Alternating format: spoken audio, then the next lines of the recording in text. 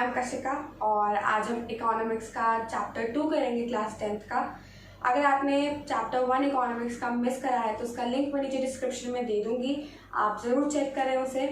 Plus video को start करने से पहले लाइक करें वीडियो को, सब्सक्राइब करें मेरे चैनल को और नोटिफिकेशन बेल ज़रूर दबाएं so that you get notified every time I upload a new video.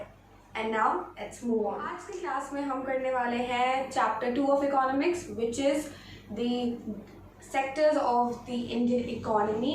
और इस चैप्टर का इंट्रोडक्शन मैं आपको इस वीडियो में दूंगी और थोड़ा सा एक आध टॉपिक पढ़ाऊंगी मैं आपको आज की वीडियो में। अब इस चैप्टर में हम क्या क्या पढ़ रहे हैं। इस चैप्टर में बेसिकली हम पढ़ेंगे कि इकोनॉमिक एक्टिविटीज़ क्या होती हैं, व्हाट आर इकोनॉमिक एक्टिविटीज़।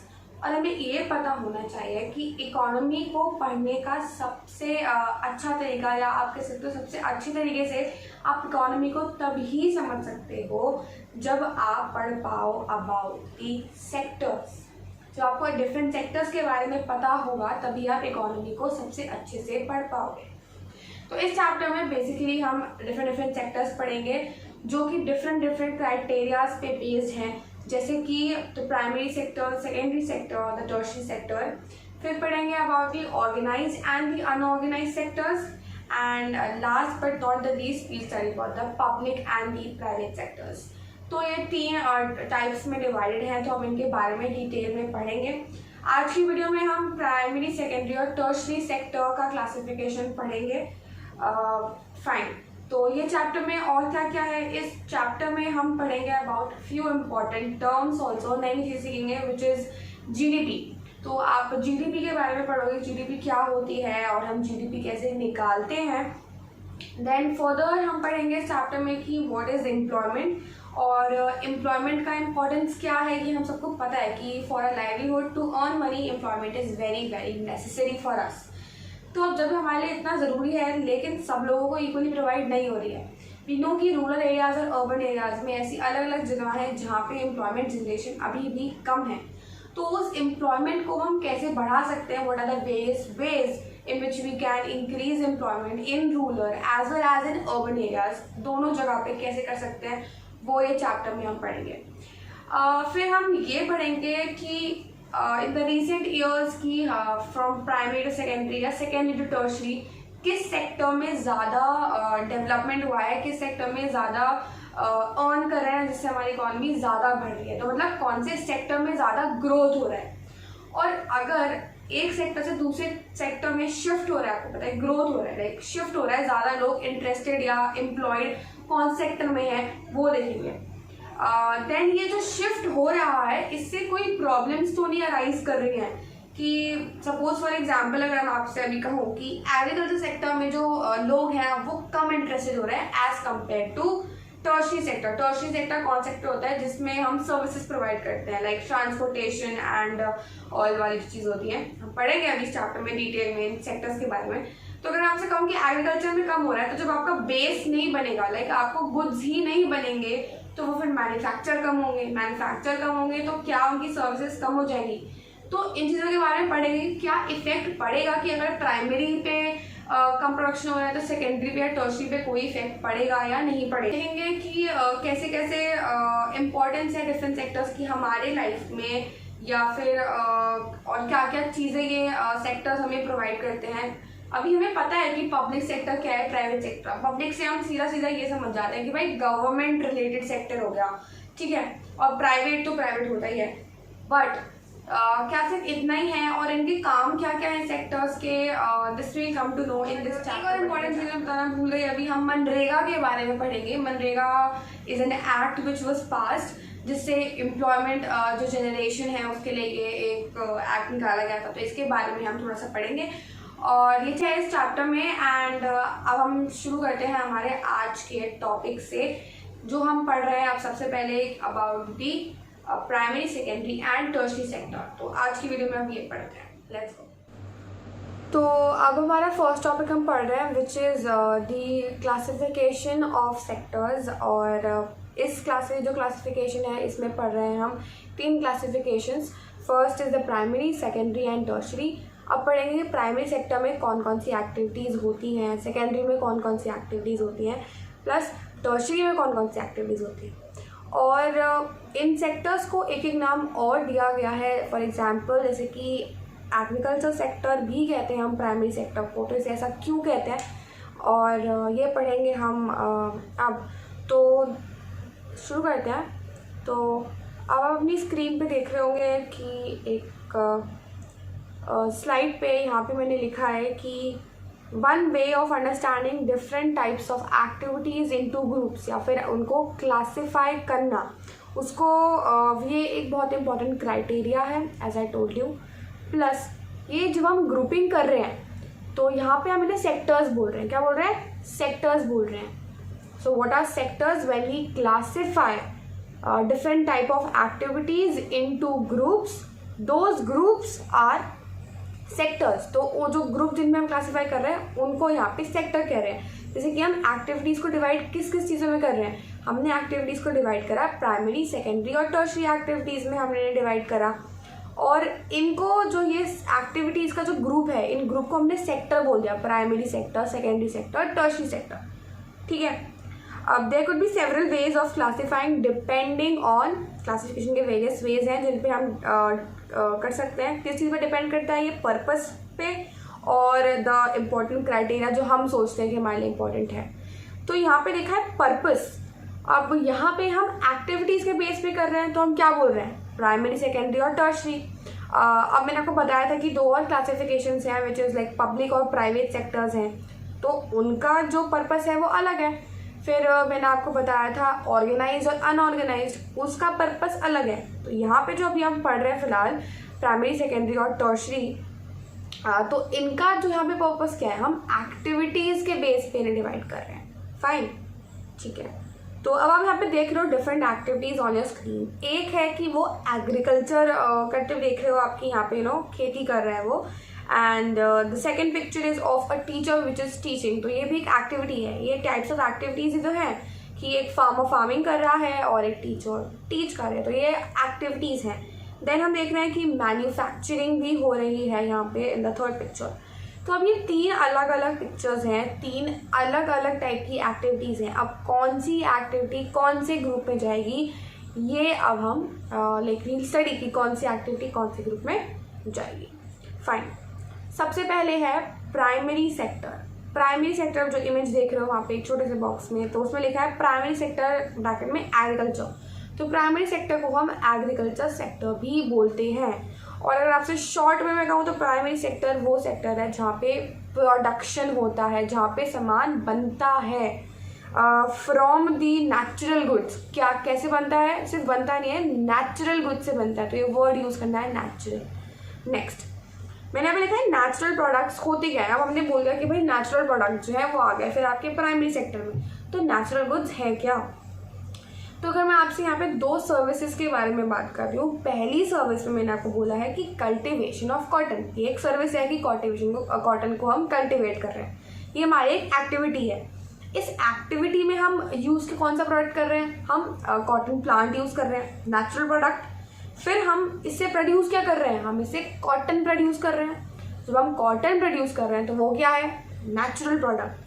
तो इसीलिए जब यहाँ पे क्या हो रहा है? नेचुरल प्रोडक्ट बन रहा है, नेचुरल प्रोडक्ट से नेचुरल प्रोडक्ट ही बन रहा है, तो यहाँ पे कैसा प्रोडक्शन हो रहा है? नेचुरल प्रोडक्ट से प्रोडक्शन हो रहा है। फिर है डेयरी एक्टिविटी। तो दूसरा एग्जाम्पल है यहाँ पे डेयरी एक्टिविटी का। डेयरी एक्टिविटी में फॉर एग्जाम्पल अगर आप काउ से आप यू से you're obtaining milk from cow, तो काउ को अगर आप कर रहे हो तो उसको आपको फॉडर देना पड़ता है उसे फॉर ईटिंग। तो ये सब चीज़ें, ये रिक्वायरमेंट्स उस एक्टिविटी में हो गई, बट प्रोडक्ट क्या बन रहा है?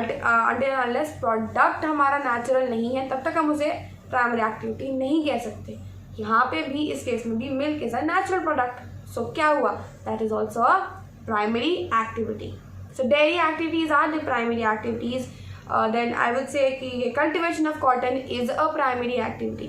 कल्टिवेशन है यहाँ पे कॉटन का, ये कल्टिवेशन। ओके ओके, नाउ मैंने यहाँ पे पॉइंटर्स देखे। अच्छा, ये पूरी वीडियो में जो आपको ये नोट्स मिल रहा है, आप इन नोट्स को ज़रूर किसी कॉपी वगैरह में लिखें, बहुत यूज़फुल रहेंगे आपके लिए एट द एग्ज़ाम टाइम। तो ना I've written when we produce a good by exploiting natural resources. कैसे resources? Natural resources. It is an activity of primary sector. कौन सी activity हो गई है? Primary sector की activity हो गई. Second में लिखा है it forms the base for all other products that we subsequently make. Base क्यों है ये? अब मुझे ये बताइए कि अगर हम नेचुरल प्रोडक्ट नहीं होंगे फॉर एग्जाम्पल, तो आगे और कुछ कैसे बनेगा? अगर आपसे कह रही हूँ मुझे एक टी शर्ट चाहिए फॉर एग्जाम्पल, तो टी शर्ट के लिए मुझे कॉटन टी शर्ट चाहिए, तो उसके लिए मुझे कॉटन चाहिए होगा. और कॉटन मुझे कहाँ से मिलेगा? कॉटन मुझे मिलेगा प्राइमरी सेक्टर से. क्यों? क्योंकि नेचुरल प्रोडक्ट्स कहाँ बनते हैं? प्राइमरी सेक्टर में बनते हैं. तो क्योंकि अब मेरे को प्राइमरी सेक्टर से कुछ ना कुछ चाहिए, तभी उसके बाद मैन्युफैक्चरिंग उसकी आगे हो सकती है या प्रोसेसिंग वगैरह उसकी आगे हो पाएगी, राइट? तभी तो प्राइमरी से सेकेंडरी सेक्टर में कुछ जाएगा फॉर मैन्युफैक्चरिंग. और अगर मैन्युफैक्चरिंग फिर नहीं हुई क्योंकि नेचुरल प्रोडक्ट नहीं है, तो टर्शरी सेक्टर का क्या काम रहेगा? फिर जब प्रोडक्शन ही नहीं हुआ किसी गुड का, तो सर्विसेज क्या प्रोवाइड करोगे? फाइन, समझ रहे हो? तो ये चीज़ है. तो क्योंकि ये बेस फॉर्म करती है, primary sector is the base. Then since most of the natural products, हमें नेचुरल प्रोडक्ट्स कहाँ से मिलते हैं? हमें मिलते हैं from agriculture, dairy, fishing, forestry. इसीलिए इस सेक्टर को हम एग्रीकल्चर एंड रिलेटेड सेक्टर भी बोलते हैं. तो प्राइमरी सेक्टर को हम एग्रीकल्चर सेक्टर क्यों बोलते हैं? क्योंकि जो इसके गुड्स मेनली हमें कहाँ से मिलते हैं? हमें नेचर से मिलते हैं. ठीक है, हमें एग्रीकल्चर से मिल रहे हैं, डेयरी से, फिशिंग से, सब हमें कहाँ से मिल रहे हैं? हमें नेचुरल प्रोडक्ट्स मिल रहे हैं. ठीक है, fine. Moving towards the secondary sector. अब आप secondary sector is also known as the industrial sector. और यहाँ पे मेनली प्रोड्यूस होते हैं मैन्युफैक्चर्ड गुड्स. क्या प्रोड्यूस होते हैं? Manufactured goods. ठीक है, नाउ लेट्स सी. यहाँ पे मैंने लिखा है it is the next step after primary. अब प्राइमरी के बाद ये नेक्स्ट स्टेप होता है. मैंने आपको बताया कि हमने कॉटन सपोज ऑब्टेन कर ली, तो उसके बाद अगर हमें टी शर्ट बनानी है तो उसके लिए ये सेकेंड स्टेप ही हुआ. ठीक है. Then secondary sector covers activities in which natural products are changed into other forms. Natural product हमें प्राइमरी से सेकेंडरी में आ गया, अब उसको अलग अलग फॉर्म्स में डालेंगे. हमारी मर्जी है कि हम कॉटन से बेडशीट बनाएं, या कॉटन से उसकी टी शर्ट बनाएं, या कॉटन से उसकी शर्ट बनाएं. That's our wish. तो अलग अलग फॉर्म में ट्रांसफॉर्म करना कौन से सेक्टर में होता है काम? ये काम होता है सेकेंडरी सेक्टर में. और जो भी मैन्युफैक्चरिंग है वो सब एसोसिएट होती है किससे? इंडस्ट्रियल एक्टिविटी से. The product is not produced by nature but has to be made and therefore some process of manufacturing is essential. मैंने आपको बताया था कि यहाँ पे नेचुरल प्रोडक्ट्स का यूज तो हो रहा है, बट नेचुरल प्रोडक्ट्स हम नहीं बना रहे हैं. नेचुरल प्रोडक्ट्स का यूज है पर नेचुरल प्रोडक्ट्स नहीं बना रहे हैं. ठीक है. और for example it is written cotton fibre from the plant. ये हमें मिल जाता है. कॉटन फाइबर हमें प्लांट से मिल गया, फिर हमने उसको यान में हमने उसे कन्वर्ट करा और फिर उसका हमने क्लॉथ बनाया. तो ये जो काम हुआ यान से थ्रेड बनाना और फिर उसको क्लॉथ में बनाना, ये हुई मैन्युफैक्चरिंग. और ये किस इंडस्ट्री में आ गया? अब आपका ये आ गया सेकेंडरी सेक्टर में आ गया, सॉरी. ठीक है, तो ये हमारा मैन्युफैक्चरिंग वाला काम होता है, इसलिए किस में आया? ये आया सेकेंडरी सेक्टर में. ठीक है. या फिर सेकेंड एग्जाम्पल एक और दिया हुआ है कि हम sugarcane as a raw material हम यूज़ कर रहे हैं, बट उससे हम क्या बना सकते हैं? उससे हम शुगर या गुड़ बना सकते हैं. ठीक है. Then since this sector gradually becomes, अब इसे हम service sector sorry industrial sector क्यों कहते हैं हम सेकेंडरी सेक्टर को? इसका रीज़न ये है क्योंकि ये जितनी भी चीज़ें हैं एसोसिएटेड हैं डिफरेंट काइंड ऑफ इंडस्ट्रीज से. सारा जो काम होता है सेकेंडरी सेक्टर का mostly is in industries only. तो क्योंकि ये एसोसिएटेड है विद इंडस्ट्रीज, इसे हम बोलते हैं इसलिए industrial sector. Now moving towards our last sector which is the tertiary sector. The third sector is the third step आप कह सकते हो. First primary, secondary and then tertiary. तो ये जो एक्टिविटीज़ हैं ये हमें हेल्प करती है in the development of primary and secondary activities. अगर अब देखो तीनों सेक्टर्स अपनी जगह बहुत इंपॉर्टेंट है, बट यहाँ पे ये कह रहे हैं कि टर्शरी सेक्टर जो है बहुत इंपॉर्टेंट है. ऐसा क्यों है? ये क्वेश्चन भी आ जाता है कि टर्शरी सेक्टर जो है बहुत इंपॉर्टेंट है प्राइमरी और सेकेंडरी के लिए. ऐसा क्यों है? ऐसा इसीलिए है क्योंकि जो भी जितना भी आप प्रोड्यूस कर रहे हो प्राइमरी में और सेकेंडरी में, उसको पहुंचाना किसी प्लेस तक, या आप कह सकते हो रिटेलर्स तक या शॉप्स तक उन्हें पहुंचाना, ये काम कौन करता है? That is the tertiary sector. तो जो है ये काम, मेन ये काम किसका है? टर्शरी सेक्टर का है। नॉट ओनली दिस की चीज़ों को, बनी हुई चीज़ों को पहुंचाना। देखो, जो प्राइमरी में हमने गुड बना, हमें कॉटन एक्सट्रैक्ट किया, अब उस कॉटन को हमें इंडस्ट्रीज तक, फार्म से हमें उसे इंडस्ट्रीज तक पहुंचाना है, तो वो काम कौन कर रहा है? That is a tertiary sector. वो ट्रक से जाएगा या जैसे ट्रेन से, कैसे भी जाएगा, तो ये टर्शरी में आ रहा है, राइट। देन अगर हम और देखते हैं तो ओके, तभी आता है क्वेश्चन कि the activities in the tertiary sector they do not produce a good but they are an aid और an support for the production process. तो इसमें आप यही सब चीज़ समझाओगे जो मैं भी आपको बताऊंगी। So goods produce the primary secondary sector need to be transported by trucks और trains and then sold in wholesale and retail shops. तो इसके लिए हमें क्या चाहिए? हमें टर्शरी एक्टिविटीज़ चाहिए। ओके, फिर आता है, हमें यहाँ लिखा है मैंने स्टोरेज। अगर आप देखो, स्टोरेज भी करना होता है। अगर आपने मैन्युफैक्चर कर लिया, आपने कोई प्रोड्यूस बना लिया, अब उसको आपको स्टोर भी तो करना पड़ेगा। आप एकदम से सारा नहीं दे सकते। जितना आप, इतनी बड़ी बड़ी फैक्ट्रीज हैं, वो इतना सारा सामान बनाते हैं, तो एकदम से तो आप सेल नहीं कर देते हो ना उन्हें शॉप्स पे। You need to store them. तो स्टोरेज भी बहुत इंपॉर्टेंट है और स्टोरेज भी टर्शरी में आता है। देन आता है कम्युनिकेशन। आप फोन्स पे, कॉल्स पे या फिर ईमेल्स के थ्रू आप बताते हो ना कि भाई हमें इतना इतना प्रोडक्ट चाहिए, इतनी डेट तक चाहिए, या फिर आप कॉल्स बताते हो कि यहाँ से यहाँ सामान ले जाना है या आना है, कुछ भी। ये कम्युनिकेशन का जितना प्रोसेस होता है ये भी बहुत इंपॉर्टेंट होता है for the primary as well as the secondary sector. और ये चीज़ें कौन प्रोवाइड कर रहा है हमें? That is the tertiary sector. Now banking. अब किसी चीज़ को सेटअप करने के लिए या किसी चीज़ को प्रोड्यूस करने के लिए हमें लोन्स की रिक्वायरमेंट होती है, हमें मनी की रिक्वायरमेंट होती है।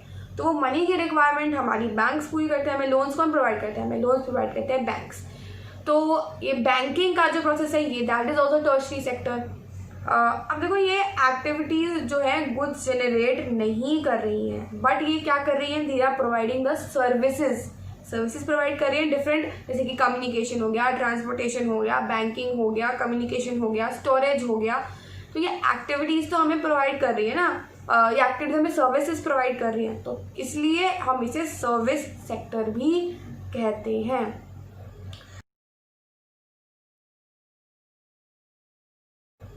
आई होप आप समझ पाए होंगे ये तीनों सेक्टर्स के बारे में अच्छे से। एंड ये कुछ इंपॉर्टेंट क्वेश्चंस जो मैंने आपको बताया, आपको याद रखना है। This was all for today's video. Thank you so much for watching. Hopefully आप चैप्टर को आराम से समझ पाए होंगे। और don't forget to hit the like button and subscribe to my channel. Share the video with your friends and we will be coming with the next video very soon. Till then, take care, stay safe and bye bye.